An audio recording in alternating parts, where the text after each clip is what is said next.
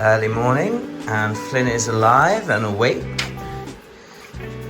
And what we're realizing is the house is so much colder than outside. There's actually a beautiful... We had a storm last night, but the wind is so much warmer in comparison to inside the house. So it's windows open, I think, today.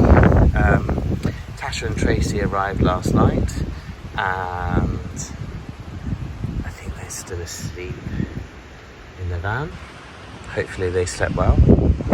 And we're just about to start the day with a little conversation about what's next, and definitely a coffee. Good morning. So we had a storm last night, and I'm just doing a quick Flynn walk for a simple reason.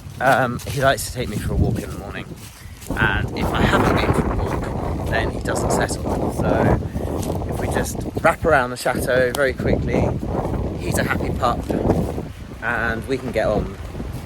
The electricians arrived, the heating engineers arrived, and friends arrived last night, which I probably already said. So yeah, it's going to be a busy day, I think, today. I have to source some materials and do some finalisations with the electrician, so it'll be quite an interesting day, because we need to get some copper piping. Or it's not really copper, I don't think, but it's a conduit for exposed cables, so we can hide them and hopefully they'll look a little bit more authentic. So here we are.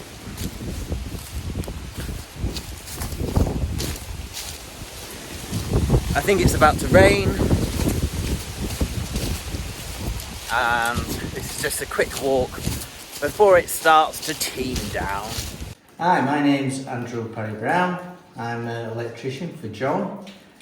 John invited me to come and have a look at the property after he purchased it, to have a look at the electrics, and basically not in the best of condition. So we're now rewiring one of the first properties. We're putting in a new fuse board, which will be 3-phase. This will be getting upgraded. I believe this will be a dining room and kitchen. So this is all getting upgraded, and then I'll work through the rest of the property, doing that gradually.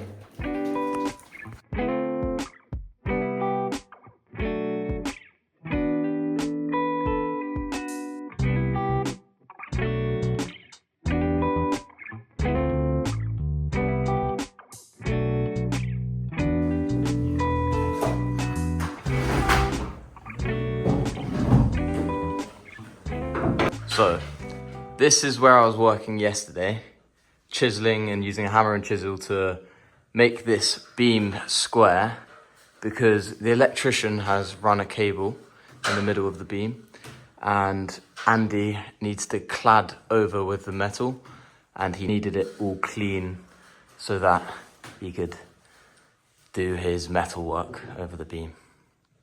Oh, this is where it all gets rather exciting. Now let's just hope my imagination was good enough. Otherwise I've just spent €400 on something that I don't want. Oh no, actually I think it was a bit more than that. But this is tray sexy, as Rodney would say. Yes. Look at that sexy tap. Do you like? Waste of money. Never. What do you think, Tash? It's nice, it's nice. Oh, it's nice, my love. Yeah. Tracy? Yes, dear. It's gonna go. Does this have your approval? Tracy will like that one. Ooh, Do you like my sound? Nice. Ooh. Oh, I've got a bit of ceiling dust on the courgettes. Nice. Very sexy.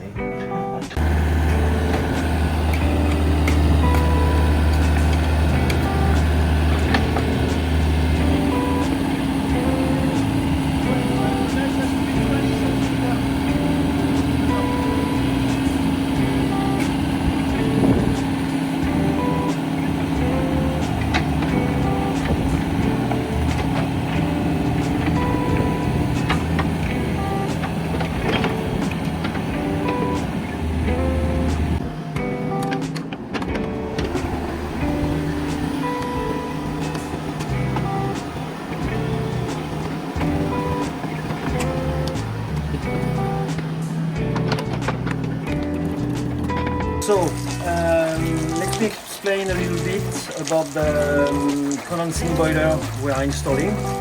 So, as I said previously, it's fed by the gas pipe that we just covered, closed the trench this morning. So, all the gas pipe is coming around the boiler room,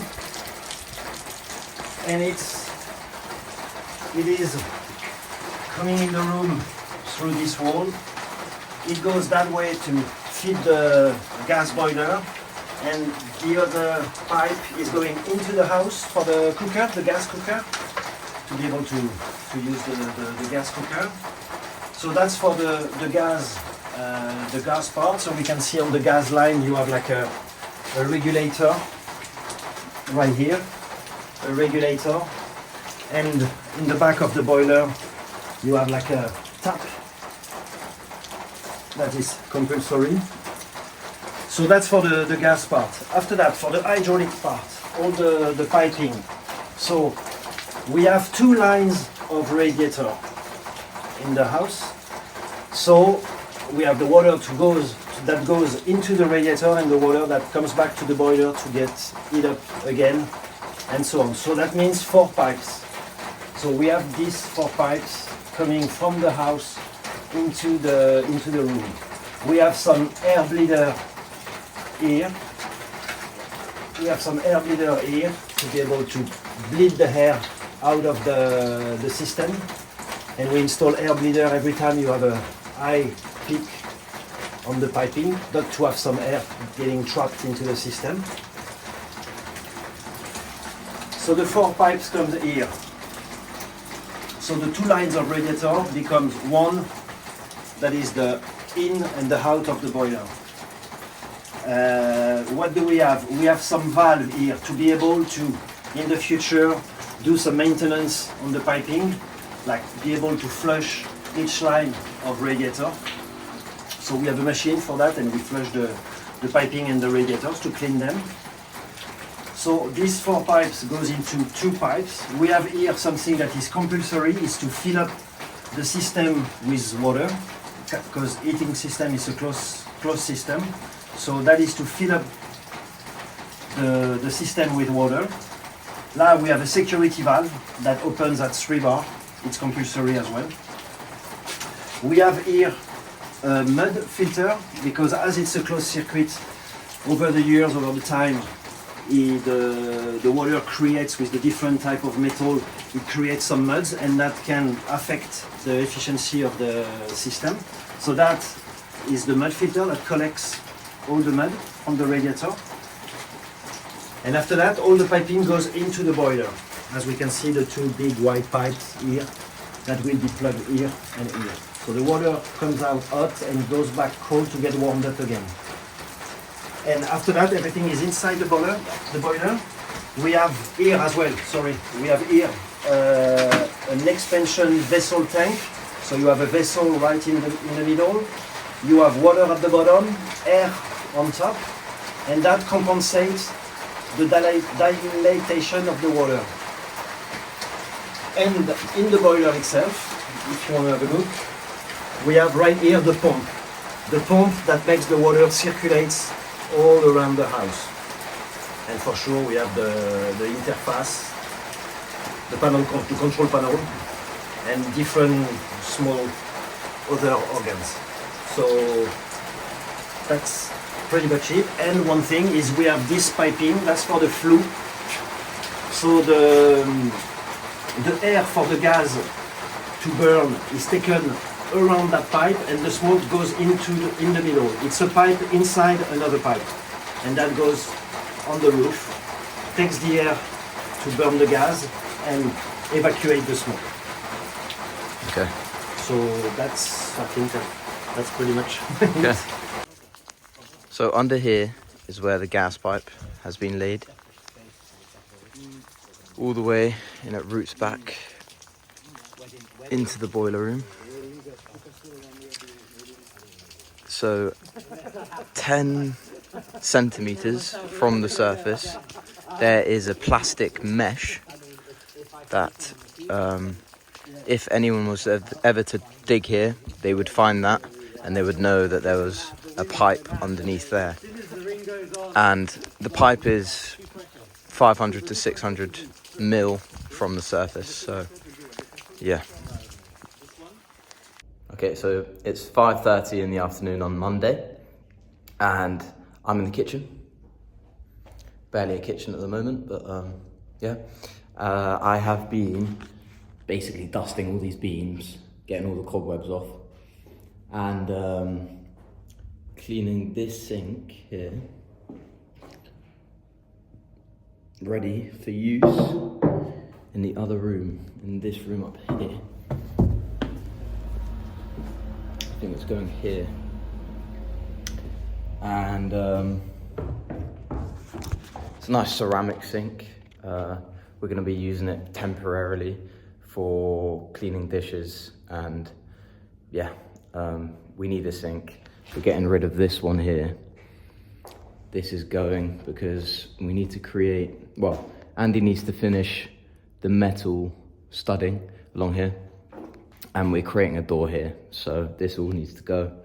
It's dirty at the moment because I've been cleaning the roofs and stuff, cobwebs everywhere. Electrician's been in today, heating engineer's been in today. Well, the electrician's cleaned all his electrics up by attaching it to the roof, and he's pulled it through in various places where we need electrics.